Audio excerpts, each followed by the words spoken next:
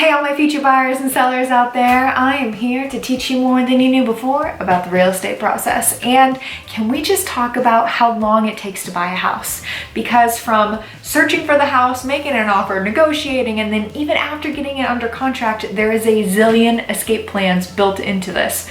So why is there so much regret associated with buying a house? You're just gonna have to stay tuned and find out. Hey, it's Ella with Ella Estate Realty and welcome back to my channel. Now, if you've never been here before, I give you a weekly dose of all the tips, hints, and hacks you can handle about real estate. So definitely hit that subscribe button. And if you've been here before and you're ever able to use my information, definitely leave me some love with some likes. And thank you for stopping by once again. As for today's topic, we are going over the remorse associated with buying houses, the different reasons why people regret their purchases, and how most of these are completely, avoidable just by some forethought, pre-planning, looking into the future a little bit. But regardless, I'm going to break down each one, try to give a little advice on how to combat, and then we'll go from there.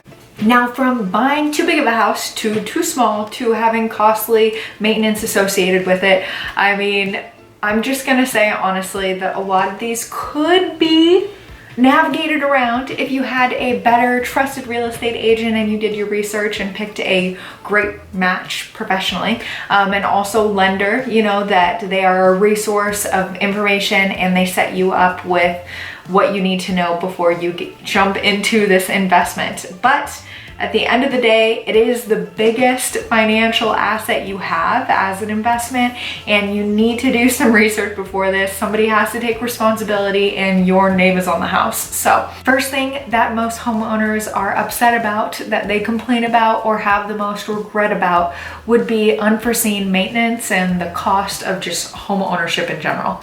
Because let's face it, when you live with your parents, you have a landlord, you live in an apartment complex, it's just not on your radar how much a dishwasher costs to replace it or what the lifespan of it, and you'll anticipate to eat that cost. It's just, you don't have to deal with it. So when you jump into home ownership, sometimes that doesn't make a connection and your bank account doesn't link up. So the biggest way to avoid this is to order a home inspection. Now, no matter how competitive you're being, how new the house is, how it seems everything is perfect, you want to make sure that you order a home inspection. Please go out of your way and do this, because it really gives you a better understanding of the health of the home overall, its appliances, its generalized mechanics and systems within it, so you can anticipate these costs. And at the end of the day, sometimes things just break out of nowhere, and totally this is out of your control. But making sure that you have an emergency fund associated with these emergencies can really relieve that stress and remorse. The next complaint is that the house is too small for what they need it for. So whether you're planning on having kids, you're planning on having to take care of your elderly parents, or you want to rent out a couple rooms, or even you've accumulated some toys, motorcycles, snowmobiles, quads, who knows, and you've run out of space and now you're frustrated with the house you bought. This is one of those avoidable things. So maybe sitting down with your real estate agent or even with your partner and figuring out where your life is gonna go in the next couple of years, 5 to 7, to really make it financially worth it to stay in the house, instead of trying to just, this is good for right now and we'll just buy another one next year or the year after. You just shouldn't go into it with that plan, because you're gonna end up being frustrated. What's that token real estate saying? Location, location, location. Yeah, it goes for regret too.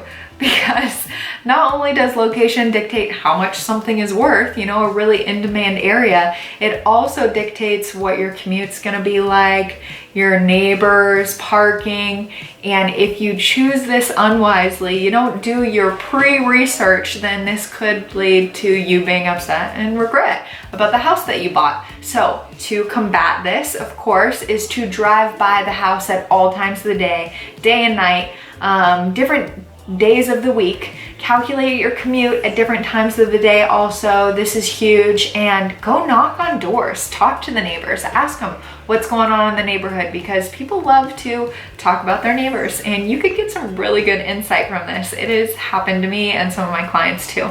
But this is one of those things where Ideally, if you did enough research, you should be good to go and you shouldn't have regret with this. The only way I can see somebody not faring very well is if they move into a place and they've never lived there before, they're out of state, not familiar with the area. But the way to fix that is to pick a really good professional that knows the area so they can help you decide, well, this area has its positives and negatives and this area has its positives.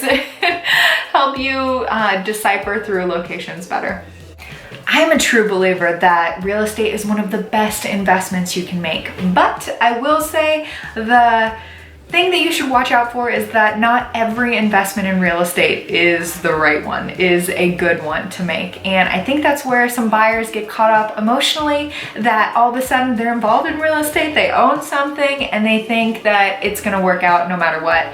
And this simply isn't true, unfortunately. There's a lot of real estate investing that can go wrong, and they also say that your money is made when you buy the piece of property. So sometimes if you're in a bidding war or you get emotionally attached to it and you pay too much, sometimes the upside will take years for you to see or recover from or make any money off of. And maybe you don't have that time to wait, or you just would have been better off buying a different house. So let's just make sure that you're buying a good investment by talking to your real estate agent, having them run the comps, the comparables, making sure that the house is priced well and that you're paying a good amount for it. And if no matter what, this doesn't matter to you, then you can't be upset that it wasn't a good investment up front.